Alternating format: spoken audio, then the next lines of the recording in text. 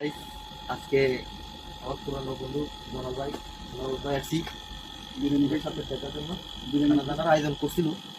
আজকে খানা দানা শেষ করছি। এখন ছেলে আজকে এত বছর দুবাইতে এই মরুভূমির সাথে লড়াই করতেছে, তার অনুভূতিটা একটু আমরা জানতে চাই।